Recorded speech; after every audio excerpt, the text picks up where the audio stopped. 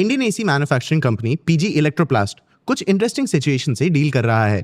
Recently company के shares ने एक 30% सेल ऑफ फेस किया। इस सेल ऑफ का कारण था कंपनी का रिड्यूस्ड गाइडेंस और वीक समर सेल्स। कंपनी का stock recently futures and option section से बैन भी हो गया था। फिलहाल ये बैन हट चुका है।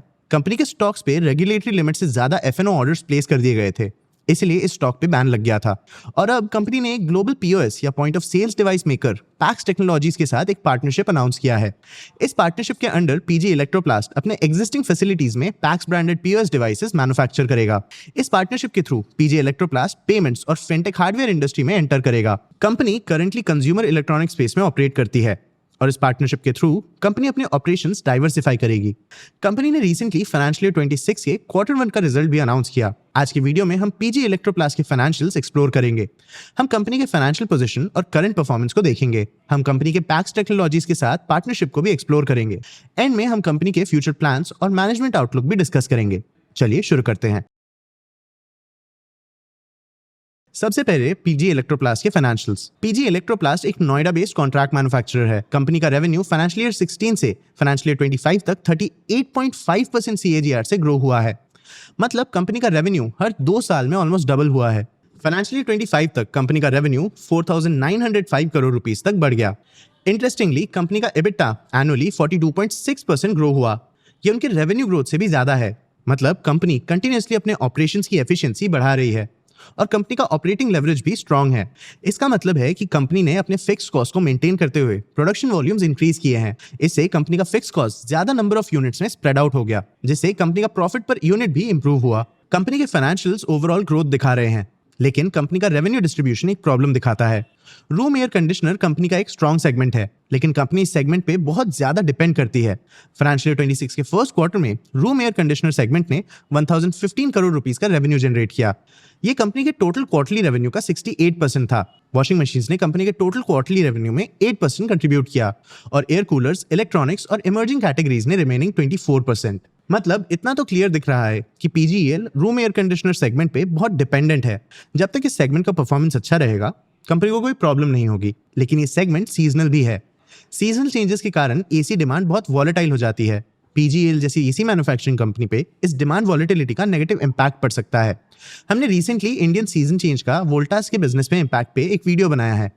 आप इस वीडियो को भी जरूर देखना, लिंक डिस्क्रिप्शन में है। एसी सेगमेंट में ये कंसंट्रेशन और डिपेंडेंस कम करने के लिए ही शायद कंपनी अब पेमेंट्स और फिनटेक हार्डवेयर स्पेस में डाइवर्सिफाई कर रही है। कंपनी का जैना ग्रुप के साथ गुडवर्थ नाम का एक जॉइंट वेंचर है। ये जॉइंट वेंचर कंपनी के इलेक्ट्रॉनिक्स डिवीजन को ऑपरेट करती है। कंपनी ने फाइनेंशियल ईयर 26 के लिए अपने इलेक्ट्रॉनिक्स डिवीजन से 850 to 900 करोड़ रुपीस का रेवेन्यू टारगेट किया है। ये इस सेगमेंट के 540 करोड़ रुपीस के करंट रेवेन्यू से एक 60% का इंक्रीज है। हो सकता है कंपनी ये रेवेन्यू ग्रोथ अपने ट्रेडिशनल कंज्यूमर इलेक्ट्रिक सेगमेंट से डाइवर्सिफाई करके अचीव करेगी। लेकिन इस पार्टनरशिप का इंपैक्ट तो कंपनी के नंबर्स पे फ्यूचर में दिखेगा। कंपनी का करंट फाइनेंशियल कंडीशन कैसा है, चलिए देखते हैं। फाइनेंशियल ईयर 26 के फर्स्ट क्वार्टर में कंपनी ने 1504 करोड़ रुपीस का रेवेन्यू रिपोर्ट किया। ये एक 14% का ईयर ऑन ईयर इंक्रीज है। लेकिन कंपनी के प्रॉफिटेबिलिटी में कुछ इश्यूज हैं। पीजी इलेक्ट्रोप्लास्ट का एबिटा 139 करोड़ रुपीस था। ये फाइनेंशियल ईयर 25 के फर्स्ट क्वार्टर के 134 करोड़ रुपीस से बस एक 3% का इंक्रीज था। लेकिन कंपनी का एबिटा मार्जिन 10.2% से 9.3% तक गिर गया। कंपनी का net profit year on year 21% गिरा और फाइनेंशियल ईयर 25 के क्वार्टर 1 के 84.9 करोड़ रुपीस से फाइनेंशियल ईयर 26 के क्वार्टर 1 में 66.7 करोड़ रुपीस तक पहुंचा। कंपनी के सीएफओ प्रमोद गुप्ता ने इस फॉल का कारण भी बताया।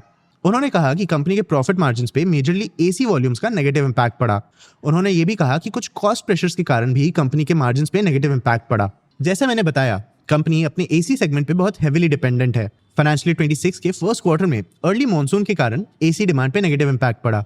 इससे वोल्टस, ब्लू स्टार और वर्लपूल जैसे एसी बेचने वाली कंपनीज पे नेगेटिव इंपैक्ट तो पड़ा ही, और तो और पीजीईएल जैसे कॉन्ट्रैक्ट मैन्युफैक्चरर के फाइनेंसेस और ऑपरेशंस पे भी नेगेटिव इंपैक्ट पड़ा। कंपनी के एमडी विशाल गुप्ता ने भी इस सीजनल इनस्टेबिलिटी पे कमेंट किया। उन्होंने कहा कि इस साल मॉनसून जल्दी आ गए, जिसके कारण रूम एसी का सीजन अचानक खत्म हो गया। इस सेगमेंट के सेल्स फोरकास्ट अमाउंट से कम और इन्वेंट्री फोरकास्ट लेवल से ज्यादा हो गए थे। इस एसी डिमांड स्लोडाउन के कारण पीजीईएल के वर्किंग कैपिटल पे भी नेगेटिव इंपैक्ट पड़ा। फाइनेंशियल ईयर 25 के क्वार्टर 1 में कंपनी के पास 369 करोड़ रुपीस का इन्वेंट्री था। फाइनेंशियल ईयर 26 के क्वार्टर 1 तक ये नंबर 1356 करोड़ रुपीस तक बढ़ गया और ये पूरे इंडस्ट्री के लिए एक प्रॉब्लम था। पूरे इंडस्ट्री के डिस्ट्रीब्यूशन चैनल्स में 2 to 2.5 मिलियन यूनिट्स का इन्वेंट्री बिल्डअप हो गया था। ये 1 मिलियन यूनिट्स के नॉर्मल लेवल से डबल से भी ज्यादा था। वेयर हाउसेज में कंपनीज के लगभग और 2 मिलियन यूनिट्स फंसे हुए थे। कंपनीज का वर्किंग कैपिटल इस अनसोल्ड इन्वेंट्री में फंस गया। सीजनल इंस्टेबिलिटी के कारण पीजीएल को 50 to 70% ऑर्डर कैंसिलेशन से भी डील करना पड़ा। इस इन्वेंट्री बिल्डअप का इंपैक्ट पीजी इलेक्ट्रोप्लास्ट के कैश फ्लोज पे भी पड़ा। अनसोल्ड इन्वेंट्री का बिल्डअप मतलब कंपनी ने इन यूनिट्स के मैन्युफैक्चरिंग से रिलेटेड कॉस्ट तो बियर कर लिए, लेकिन ये यूनिट सेल नहीं हुए। इसके कारण कंपनी इन यूनिट से जुड़े कॉस्ट को रिकवर नहीं कर पाती, जिससे कंपनी को कैश क्रंच से डील करना पड़ता है। इस कैश क्रंच से डील करने के लिए कंपनी को 20 करोड़ रुपीस के रिसीवेबल्स डिस्काउंट पे रिकवर करने पड़े। बेसिकली कंपनी को जितने पैसे मिल सकते थे उससे कम पैसे मिले। इन स्पेसिफिक प्रॉब्लम्स के अलावा कंपनी का ओवरऑल फाइनेंशियल पोजीशन हेल्दी ही है। कंपनी के पास 911 करोड़ रुपीस का कैश रिजर्व है और कंपनी का नेट डेट भी नेगेटिव है, मतलब कंपनी का कैश रिजर्व कंपनी के डेट से ज्यादा है। कंपनी का रिटर्न ऑन कैपिटल एम्प्लॉयड और रिटर्न ऑन इक्विटी 25.2% और 13.6% है। प्रॉफिटेबिलिटी फॉल के कारण इन दोनों नंबर्स में भी फॉल आया। और जैसा मैंने बताया, एसी सेगमेंट में कंसंट्रेशन, डिपेंडेंस और इसके वीक परफॉर्मेंस से कंपनी पे नेगेटिव इंपैक्ट से बचने के लिए कंपनी अब पैक्स टेक्नोलॉजीज के साथ पार्टनर कर रही है। इस पार्टनरशिप के थ्रू कंपनी इंडिया के पेमेंट्स और फिनटेक हार्डवेयर स्पेस में एंटर करेगी। पीजी इलेक्ट्रोप्लास्ट इंडिया के बहुत कम डोमेस्टिक पीओएस मैन्युफैक्चरर्स में से भी एक बन जाएगी। इससे कंपनी अपने इलेक्ट्रॉनिक सेगमेंट के एक्सपर्टीज का बेनिफिट ले पाएगी, लेकिन कस्टमर एंड पे कंपनी एक अलग मार्केट से डील करेगी। इससे कंपनी कंज्यूमर ड्यूरेबल सेगमेंट में अपना डिपेंडेंस कम कर पाएगी। और ये पीओएस है क्या? पीओएस वो मशीन्स हैं जिनके थ्रू आप शॉप्स में ऑनलाइन पेमेंट्स करते हैं। इंडिया का डिजिटल पेमेंट्स एनवायरनमेंट काफी तेजी से ग्रो हो रहा है। लोग कैश पेमेंट से स्विच आउट कर रहे हैं। इंडिया में नंबर ऑफ पीओएस मशीन्स भी बढ़ रहे हैं। 2023 से 2024 तक पीओएस टर्मिनल्स का नंबर 13% ईयर ऑन ईयर बढ़ा और 8 मिलियन से 9 मिलियन तक पहुंचा। 2024 से 2025 तक ये नंबर 22% बढ़ा और 11 मिलियन तक पहुंचा। डाइवर्सिफिकेशन के अलावा इस मार्केट में एंट्री से पीजीएल को और भी एडवांटेजेस मिलते हैं। पीओएस डिवाइसेस का डिमांड एसीज के जैसे सीजनल नहीं है। ये मार्केट इंडिया के डिजिटल पेमेंट्स इकोसिस्टम के ग्रोथ से बेनिफिट भी करता है। कंपनी पीओएस टर्मिनल्स के ग्रोइंग ट्रेंड को कैप्चर करके एक स्ट्रॉन्ग रेवेन्यू जनरेटिंग सेगमेंट में एंटर कर रही है। और पीजीएल सिर्फ पीओएस मार्केट में ही नहीं बल्कि इलेक्ट्रॉनिक्स मैन्युफैक्चरिंग स्पेस में भी एक्सपैंड कर रहा है। कंपनी का गुडवर्ड जेवी टीवीज और प्रिंटेड सर्किट बोर्ड्स या पीसीबी सेगमेंट में ऑपरेट करता है। अपकमिंग फेस्टिव सीजन में इलेक्ट्रॉनिक्स के ग्रोइंग डिमांड से कंपनी को फायदा हो सकता है। इस स्पेस में एक्सपेंशन भी कंपनी को एसीज के वीक सीजन से प्रोटेक्शन दे सकता है। कंपनी रेफ्रिजरेटर स्पेस में भी एक्सपैंड करने का प्लान कर रही है। इसके लिए कंपनी साउथ इंडिया में लैंड एक्वायर कर रही है और फाइनेंशियल ईयर 27 तक मास प्रोडक्शन का प्लान भी कर रही है। इन एक्सपेंशंस के लिए कंपनी को अपना कैपिटल एलोकेशन भी मैनेज करना पड़ेगा। कंपनी ने 800 to 900 करोड़ का फाइनेंशियल ईयर 26 का अपना पुराना capex guidance 700 to 750 crore rupees तक कम कर दिया है। कंपनी का current capex focus long term asset creation में है। Room air conditioning, washing machines और प्लास्टिक जैसे एग्जिस्टिंग सेगमेंट्स में कंपनी 400 to 450 करोड़ रुपीस का केपेक्स प्लान कर रही है। Remaining 300 crore rupees company refrigerated segment में इन्वेस्ट करने का प्लान कर रही है। कंपनी लैंड एक्विजिशन और बिल्डिंग कंस्ट्रक्शन कंटिन्यू कर रही है और मशीनरी ऑर्डर्स को 6 to 12 मंथ्स के लिए पोस्टपोन किया जा रहा है। इस स्ट्रैटेजी के साथ कंपनी अपना कैश फ्लो और इन्वेस्टमेंट बेटर मैनेज कर सकेगी। कंपनी को जब प्रोडक्ट के डिमांड्स में स्ट्रेंथ दिखेगी तब वो उससे रिलेटेड मशीनरी ऑर्डर कर लेगी, जिनके डिलीवरी में 4 to 6 मंथ्स का टाइम लगता है। लेकिन इतने प्लानिंग के बाद भी कुछ वेंचर्स डिस्टर्ब हो जाते हैं। कंपनी का compressor joint venture Chinese government के क्लियरेंस से रिलेटेड इश्यूज के कारण डिले हो गया। इस प्रोजेक्ट में कंपनी ने ऑलरेडी 120 करोड़ रुपीस इन्वेस्ट कर दिया है। इन इन्वेस्टमेंट्स के थ्रू कंपनी नए सेगमेंट्स में एंटर कर रही है। इससे कंपनी को डाइवर्सिफिकेशन का एडवांटेज मिलेगा, लेकिन कंपनी का एक एग्जिस्टिंग यूनिट का परफॉर्मेंस भी अब इंप्रूव हो रहा है। Washing machines, air conditioner segment के चैलेंजेस के बावजूद कंपनी का वॉशिंग मशीन सेगमेंट एक स्ट्रॉन्ग परफॉर्मर है। ये सेगमेंट फाइनेंशियल ईयर 26 के Q1 में ईयर ऑन ईयर 36% बढ़ा।